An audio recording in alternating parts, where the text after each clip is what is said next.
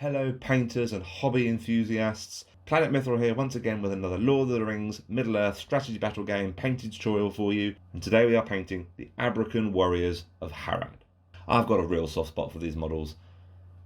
They give you a really good opportunity to try out different hues and textures in regard to their cloth and their skin, as they're such unique models within the range themselves. These are some skills that you don't very often get to practice on models within the Middle-earth strategy battle game range, so it's really fun to be able to apply some different techniques and some different ways of painting to these models to create a truly awesome looking army on the tabletop. We won't bore you again with how we prepared our model. You guys should know the drill by now, but just in case we did, mold line cleaned everything, trimmed any of the flash off, affixed the model to the base with super glue. It's a metal model, so super glue is the only way this will get done. Once this was dry, we covered the base in fine modelling sand and prepped our model with Citadel Chaos Black spray as per usual. We know a lot of you have been looking forward to this model since we first put it out on Instagram. We're finally happy to say we've got round to it. We are nearing the last of our pre-recorded models before we went off to Florida and our break finished. So you can look forward to some new stuff coming very soon. We've got Elendil and Goldberry left for the pre-recorded stuff, and then we're moving out and branching out into some more hobby awesomeness. But until then, get your brushes ready, get your hobby on. We hope you enjoyed today's video. Please sit back, relax, and enjoy.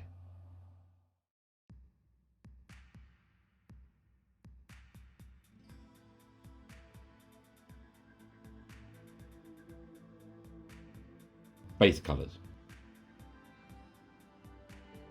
We're going to start base coating the skin with a mix of Bugman's Glow and Knight's Crest or Flesh, in an approximate 1:2 ratio. Making sure we hit all the recessed detail around the necklace, around the hands, under the arms, and in the eye hole. Apply this in a couple of thin down coats to get a nice smooth finish across all the flesh.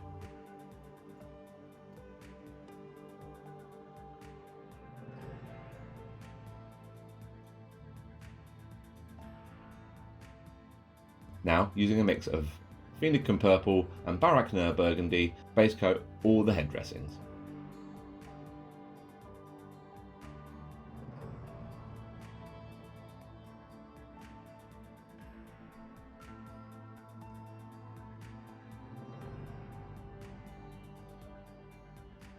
Now we're going to use a mix of Rakarth Flesh with a small amount of dry out bark just to tone it down ever so slightly, and base coat the sash around the midsection.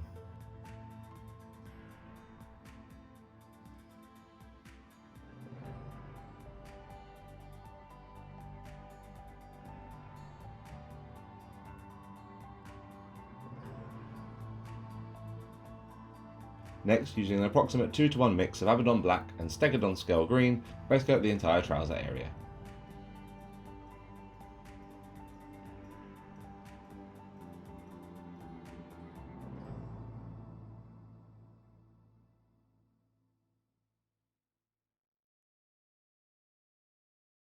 Now we're going to use Steel Legion Drab, once again mixed with a small amount of dry up bark to tie it in with the other sandy colours on the model so far, and base coat the arm guards and the leg braces.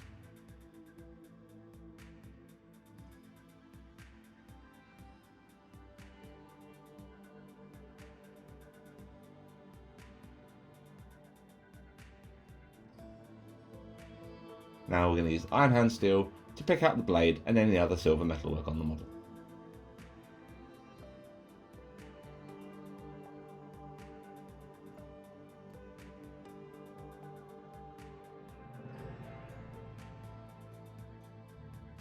Skin.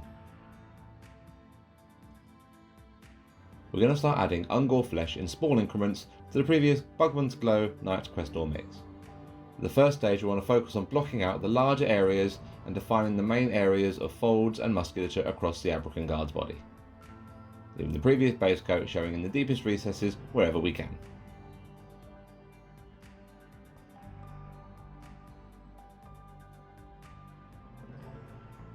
Now we're going to apply a super thin down wash with Reikland Flesh Shade just to tone all the skin back a little bit.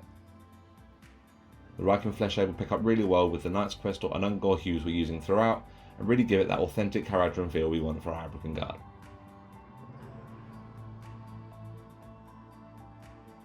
We're going to increase the amount of Ungor Flesh in the previous mix to an approximate 1 to 3 part split between the original base coat mix and the Ungor Flesh concentration, and now start on re-blocking out all the musculature and fat folds on the model, trying our best to leave as much definition in the recesses with the previous layer stage and wash showing.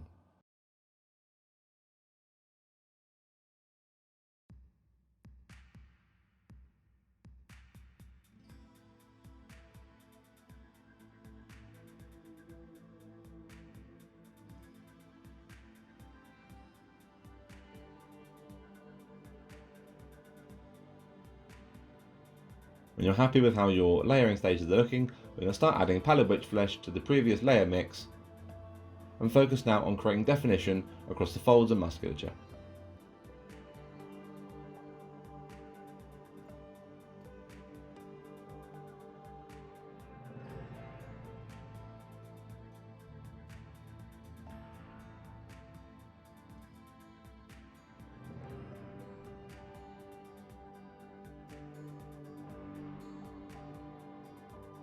You keep adding pallid witch flesh to the mix in as small increments as you like, but at the point at which you reach your final highlight, your mix should contain no more than 50% pallid witch flesh to the previous layering mix.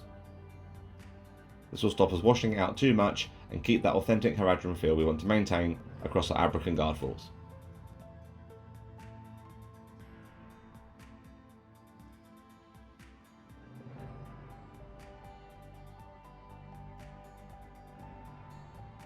If you have gone a little bit too high on the pallid witch flesh or you've washed it out slightly, you can apply a very thin glaze of Reichland flesh shade just to tile these layers together and bring it back down to a more natural hue.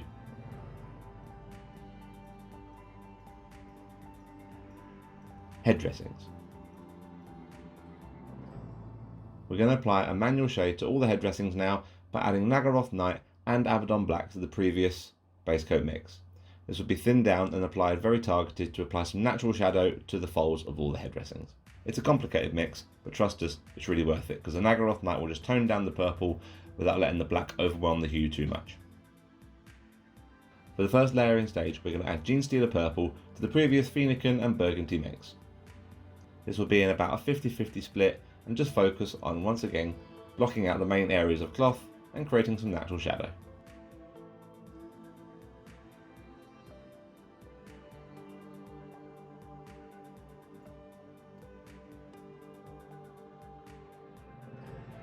Now we're going to start adding Cacophony Purple to the mix for the next few highlight stages. At the point you reach your final stage with the Cacophony Purple additions, your mix should contain no more than 50% of this purple to the previous layer stage.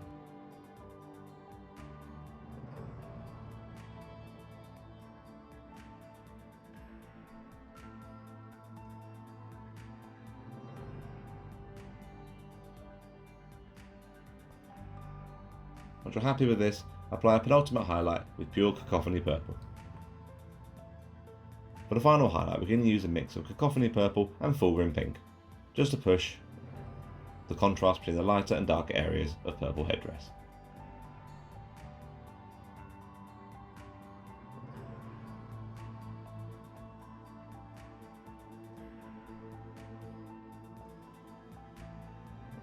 And finally, we'll apply a very thin glaze of Drushy Violet just to tile these highlights and layers together.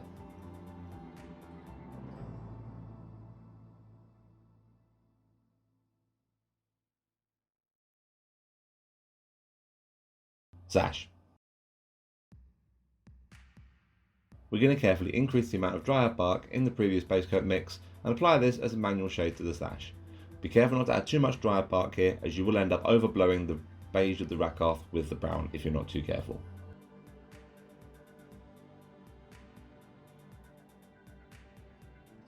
Now we're going to layer over by adding a Shabty Bone to the previous layer mix.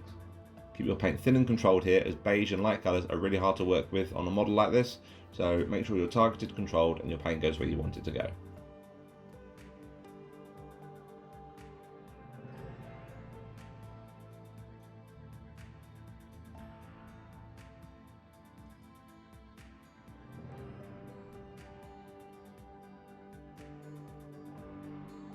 And once again, to tie in with the way we've painted the headdress and the skin, we're going to start adding pallid witch flesh for the first couple of highlights.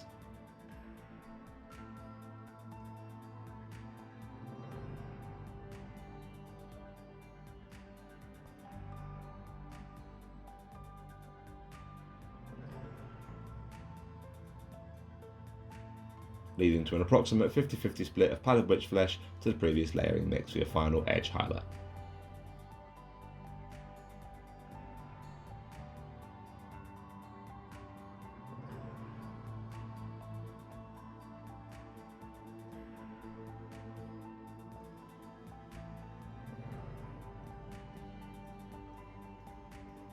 If you want to push the contrast just a little bit more, apply another glaze, this time with Seraphim Sepia, just to make the sash pop that little bit more.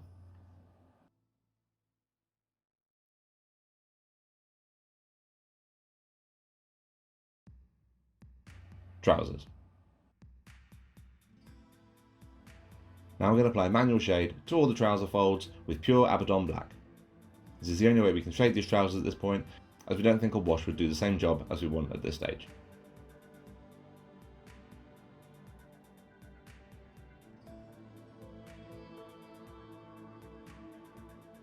Now we're going to start adding Araman Blue to the previous Abrakhan Black Stegadon Scale mix, and apply this as a layer over all the trousers.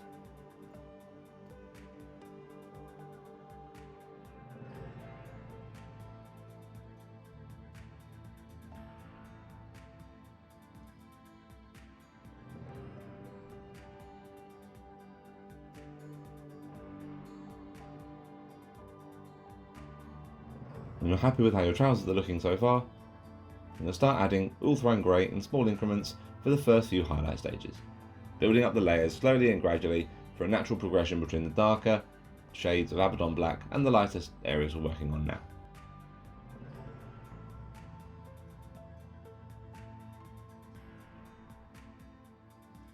Finally, increasing your Ulthuan Grey concentration to approximately 50% for the final edge highlight.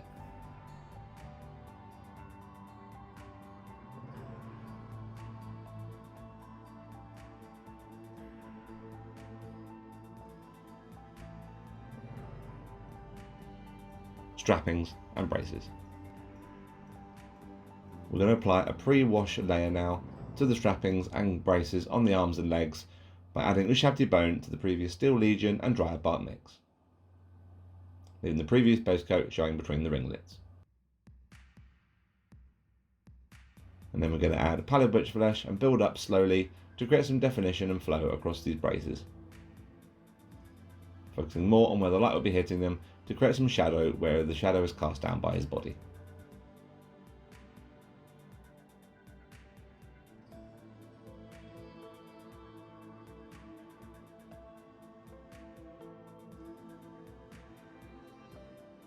Once you're happy with how these look, apply a very light glaze of Agrak Thirst Shade, just to make that definition really pop.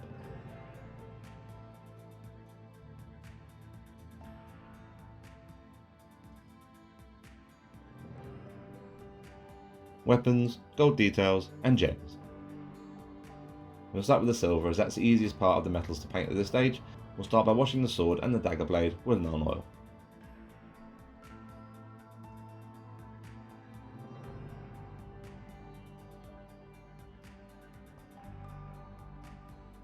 And then we'll apply a very quick edge highlight to these areas with pure Ironbreaker, just to give it that really sharp, vicious look.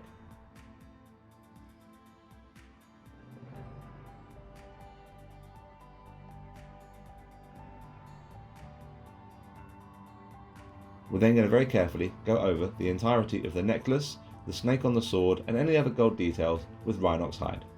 This is because the gold paints we'll be using will be easier to cover over a brown layer than they will a black layer, and will just further promote the richness of the bronze and the gold we're going to be using shortly.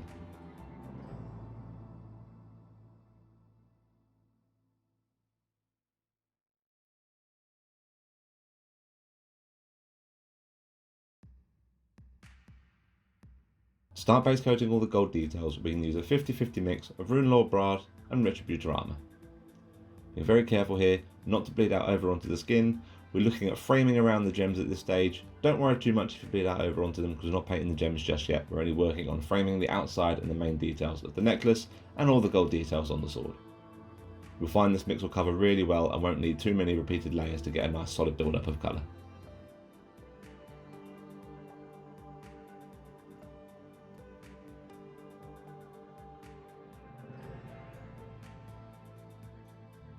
And now we're going to apply a targeted wash very carefully to all the gold areas with the Abrakhan surf shade.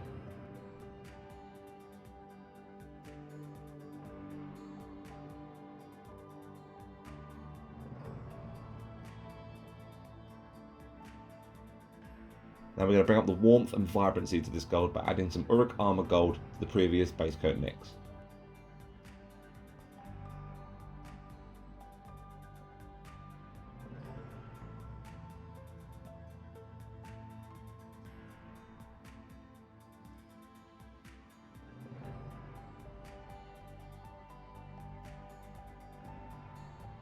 And finally we're going to add that little glint of light off all the gold areas now by adding some Storm Host Silver. And just focusing this as a dot highlight and extreme highlight over the most pronounced areas of metalwork.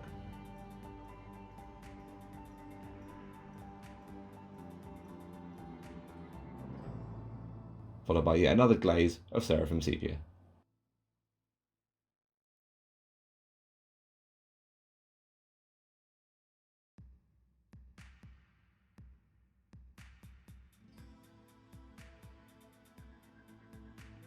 Now we're going to start picking out all the gems that sit in the necklace.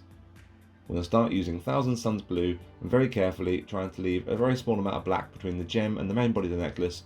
Pick out all the interior of the necklace design.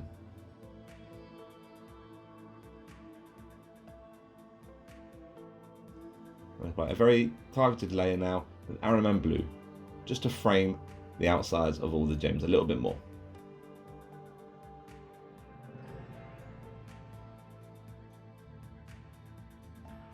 Now we're going to start adding Lothian blue to the Araman blue and start just applying a little bit of a glint of reflection, focusing on the upper side of the gems as they're the areas that are catching the most light. This will just help to create some natural reflection and to build up to an approximate 50-50 split of Lothian blue and Araman blue.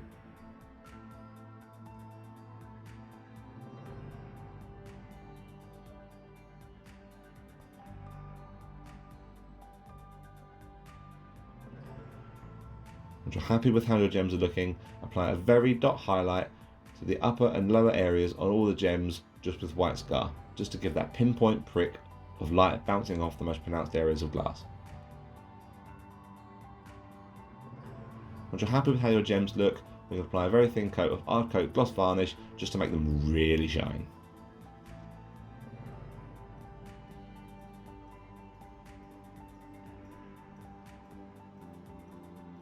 Boots. We're going to base coat the boots and the sword hilt now with dry bark.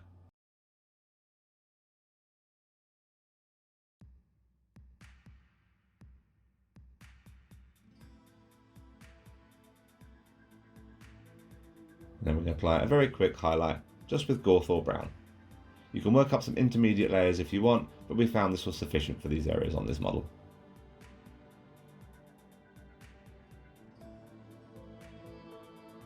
Once you're happy with how these look, apply some weathering with a wash of Abrakhan surf shade.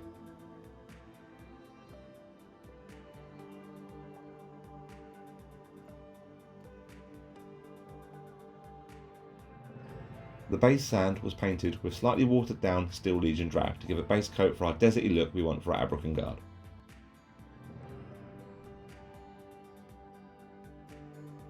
We then applied a fairly thorough dry brush over the top with Ushabti bone, making sure all the Steel Legion was dried beforehand. And then a final, lighter dry brush of Pallid Witch Flesh just to finish off the sandy dune effect. We decorated the base with some dead grass tufts, and then we painted the rim of the base with a solid line of dry bark.